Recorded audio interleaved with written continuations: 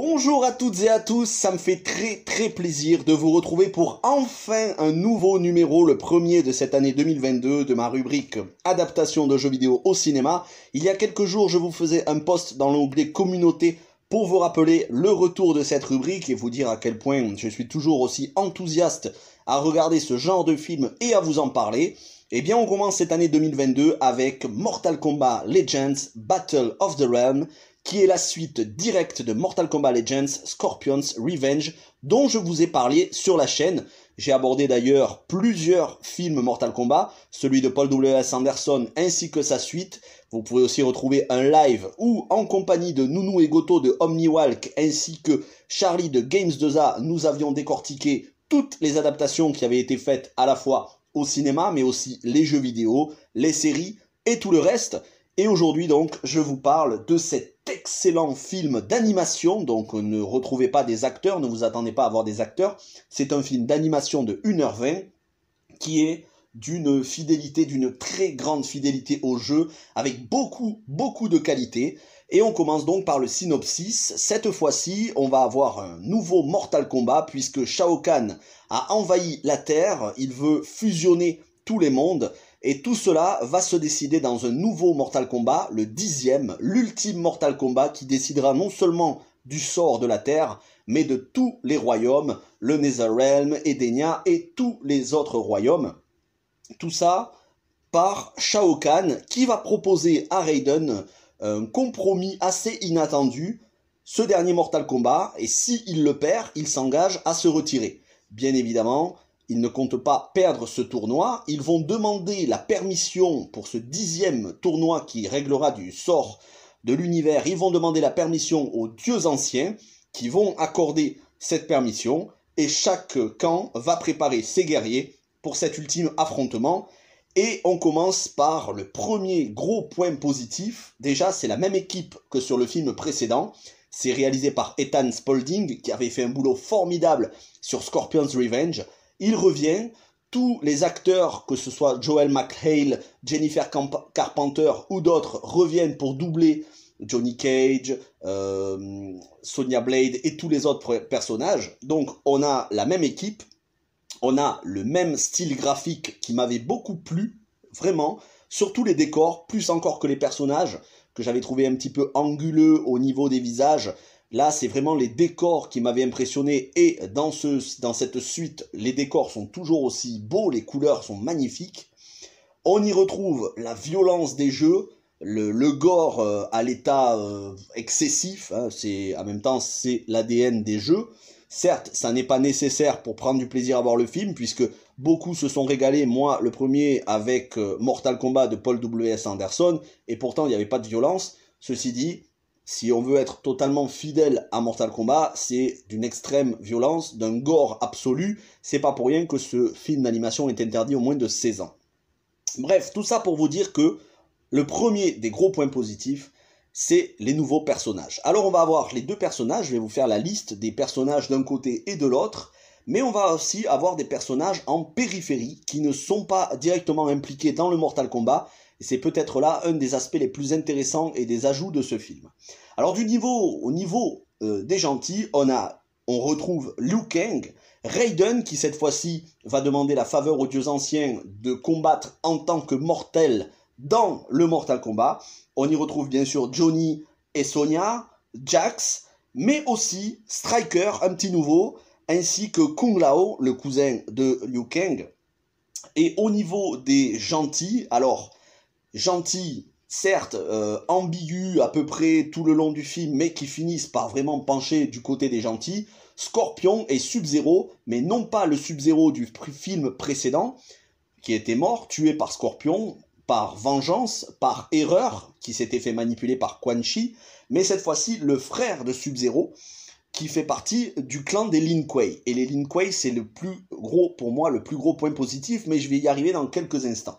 Et en face, on a les méchants, donc Shao Kahn, Shang Tsung, et le nouveau Kintaro, et ça m'a fait très plaisir, même s'il n'a pas beaucoup de temps de présence, c'est à peine quelques minutes dans le film, mais Kintaro, moi c'était un personnage que sur Mortal Kombat Trilogy, sur PS1, je prenais régulièrement pour jouer, C'est un bourrin, c'est la même espèce que Goro, donc à 4 bras. Vous me pardonnerez d'avoir oublié le nom de son espèce, mais voilà, c'est la même espèce que Goro. Et donc ici, il affronte, il me semble, Jax, et c'est, ma foi, fort fidèle au jeu. En tout cas, le personnage est visuellement très bon. On a Reiko, on a Jade, on a Devora, on a Lee May et on a Baraka qui avait survécu au film précédent, Scorpion's Revenge. Il me semble que Baraka s'affrontait contre Johnny Cage. Voilà du point de vue des deux camps. Alors évidemment, on a des pertes, on a des gens qui meurent, à commencer par les gentils. Raiden, dans son combat contre Shao Kahn, Raiden qui maintenant est mortel, finira tué par Shao Kahn. On a aussi Striker qui finira éclaté, dont la tête sera séparée du corps par Shang Tsung. Et on a Kung Lao qui lui sera totalement découpé en deux par son casque que Shao Kahn lui renverra dans son combat en 1 contre 1, dans le combat Shao Kahn Kung Lao. Donc ici, on est sur quelque chose de visuellement totalement fidèle aux fatalities du jeu. C'est extrêmement violent, encore une fois, je le répète, ça n'est pas un film pour les enfants, c'est interdit moins de 16 ans, c'est pas pour rien. Mais en termes de fidélité, c'est clair que les fatalities, vous allez en retrouver. On a Kitana. Kitana, c'est un peu spécial puisqu'elle est du côté de Shao Kahn, fille adoptive de Shao Kahn, mais elle finira, et on avait commencé déjà à le voir dans le film précédent Scorpion's Revenge, elle penchait plutôt du côté des gentils, elle finira par rejoindre le camp de Raiden et de Liu Kang, puisqu'elle est amoureuse de Liu Kang, et à la fin, très clairement, elle sera du côté des gentils. Ça, c'est pour le Mortal Kombat en lui-même, qui est la plus grande partie du film, la plus grande partie des 1h20 que dure le film. C'est excellent, les combats sont fun, c'est vraiment très rythmé, au niveau des coups, c'est fidèle aux jeux vidéo, au niveau visuel, ça c'est vraiment un très très grand plaisir. J'ai passé vraiment un moment très fun sur ce film. Ensuite, on a les dieux anciens. Ça, c'est quelque chose qu'on a rarement vu dans les films.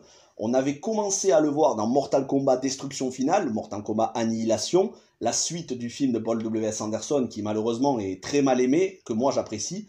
On avait commencé à voir les dieux anciens ainsi que Shinnok. Et là, on va retrouver tous les dieux anciens, et ça fait plaisir parce que ça donne une dimension spirituelle, une dimension interdimensionnelle à ce film et au Mortal Kombat, et les dieux anciens qui finiront par accorder tout leur pouvoir à l'élu, qu'est Liu Kang, pour combattre Shinnok, mais je vais y revenir dans quelques instants. Donc les dieux anciens ont une part importante dans ce scénario, c'est un ajout de taille, et c'est un ajout qui fait extrêmement plaisir, qui enrichit la mythologie Mortal Kombat, comme elle est développée dans énormément de jeux, parce que Mortal Kombat, c'est pas juste de la baston, même si ça reste quand même le principal. Autre arc narratif, et celui-là, c'est celui qui, moi, j'attendais le plus, parce que c'est des personnages que je prenais très souvent dans les jeux, c'est l'arc du Lin Kuei, avec la transformation de Cyrax, Sector et Smoke. Et ça, je trouve que c'est excellent de nous avoir montré Smoke avant qu'il devienne un androïde. Cyrax et Sector le sont déjà dès le début du film.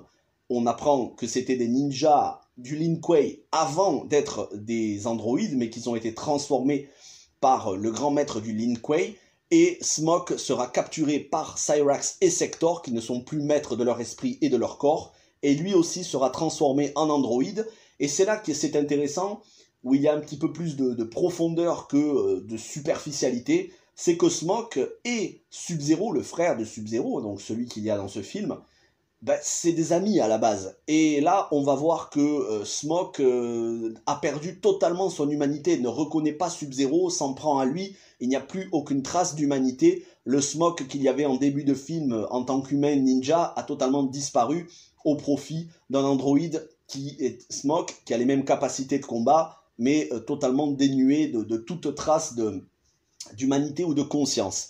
Et j'ai trouvé que le fait de nous montrer ça, c'était un ajout de taille. Maintenant, ce que j'aurais aimé voir, c'est la transformation aussi de Cyrax et Sector, mais ça, on la voit dans l'excellente web-série Mortal Kombat Legacy. Je ne pourrais plus vous dire si c'est en saison 1 ou 2, mais sachez que bientôt, je l'aborderai sur la chaîne Mortal Kombat Legacy, la web-série qui est disponible en Blu-ray, qui est vraiment excellente, avec un épisode qui est consacré à la transformation en tant qu'androïde de Cyrax et Sector. Donc, on a cet arc du Lin Kuei, et puis on a l'Alliance, qui d'abord est un combat entre Sub-Zero et Scorpion, Sub-Zero voulant se venger à mort de Scorpion qui a tué son frère, mais finalement, les deux vont s'allier parce que on a Shinnok qui avait mandaté le Lin Kuei pour mettre la main sur Scorpion qui possède un artefact pour ressusciter le Kamidoku, l'être unique. On a donc Scorpion et Sub-Zero qui vont s'allier. Preuve qu'ici, il y a un peu plus de psychologie aussi que juste la moyenne des films ou des jeux de baston. On a de la profondeur au niveau des personnages qui arrivent à changer, qui arrivent à se racheter, qui ont un arc de rédemption, qui réfléchissent avant de frapper. Donc on a les deux qui vont faire alliance et qui finiront par se mettre du côté des humains de la Terre pour contrer Shinnok, pour ne pas que l'univers soit détruit. Donc les dieux anciens, le Lin Kuei, tous les nouveaux personnages, les combats fun et la fidélité, que ce soit au niveau des personnages, la fidélité graphique, la fidélité au niveau des fatalities, font partie des gros points positifs de ce film. En revanche, il y a quand même quelques petits points négatifs.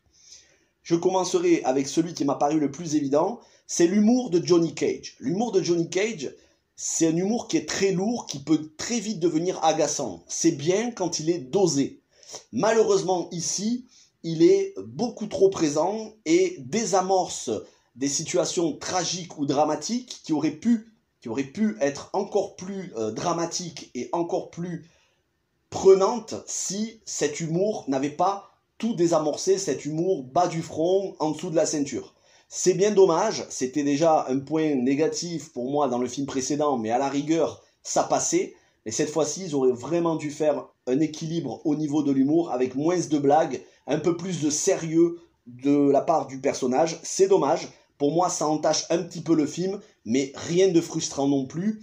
C'est vrai que, pour moi, c'est un reproche que je fais à ce film. Ensuite, et ça je pense qu'on sera tous d'accord, même si c'est pas vraiment un reproche, c'est pas la faute du film, peut-être c'est une question de droit, je ne sais pas, mais c'est l'absence du thème Mortal Kombat que l'on retrouve dans quasiment tous les films, y compris le reboot de 2021, la chanson donc de Immortals, Mortal Kombat, le thème que l'on ne retrouve pas ici, et c'est vrai que c'est tellement emblématique à la fois des jeux et des films que ça manque toujours. Bon, après c'est pas très grave, vous mettez YouTube, vous écoutez la musique de Mortal Kombat, la chanson, et voilà, vous ne serez pas frustré. En revanche, le dernier point négatif, c'est tout l'arc sur Shinnok. Shinnok, qui donc avait mandaté le Lin Kuei pour retrouver un artefact que Scorpion possédait, va finalement mettre la main sur tous les artefacts pour ressusciter le Kamidoku et devenir l'être unique qui va régner et fusionner toutes les dimensions, ce qui arrive dans les 20 dernières minutes du film. Il fusionne toutes les dimensions, et pour cela, les dieux anciens vont donner tout leur pouvoir à Liu Kang, qui est l'être élu, et ça va être un affrontement titanesque entre les deux. Malheureusement, en 20 minutes, on ne peut pas développer ça d'une bonne manière, on ne peut pas développer toutes les conséquences de la fusion de tous les mondes, et donc on a quelques scènes par-ci par-là de destruction finale, de mondes qui fusionnent, mais on n'a pas un arc narratif très bien développé, surtout que Shinnok est un personnage important, très puissant, qui en moins de 5 minutes se fait déboîter. C'est dommage, ce qui aurait été bien, c'est de développer un peu plus le Mortal Kombat, et de mettre cet arc narratif, de le préparer, et de le laisser en suspens pour un troisième film, où il aurait pu être développé sur 1 heure, 1 heure et demie. Ça aurait été beaucoup plus intéressant pour le coup. Ceci dit, c'est pas le choix qui a été fait. Maintenant, il y a quand même des pistes scénaristiques qui sont laissées en suspens avec la disparition de corps de Shao Kahn qui s'était fait battre par Liu Kang. Donc Shao Kahn qui a disparu, on suppose donc qu'il est toujours en vie. Il y aura très probablement un troisième film d'animation parce que les 2 premiers ont cartonné, celui-ci et le film précédent.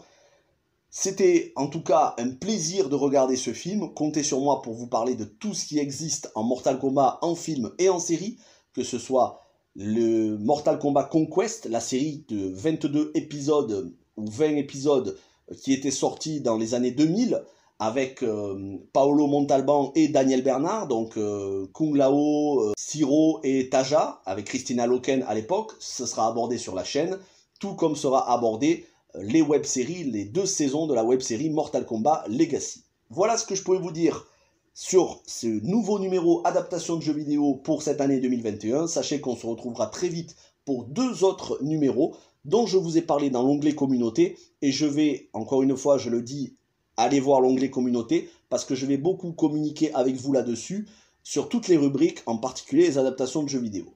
Merci d'avoir regardé cette vidéo. N'hésitez pas à me dire dans les commentaires ce que vous pensez de ce film d'animation. Quel est votre film ou série Mortal Kombat préféré? Quel est votre jeu préféré Mortal Kombat? Vos personnages, ce que vous avez aimé dans ce film.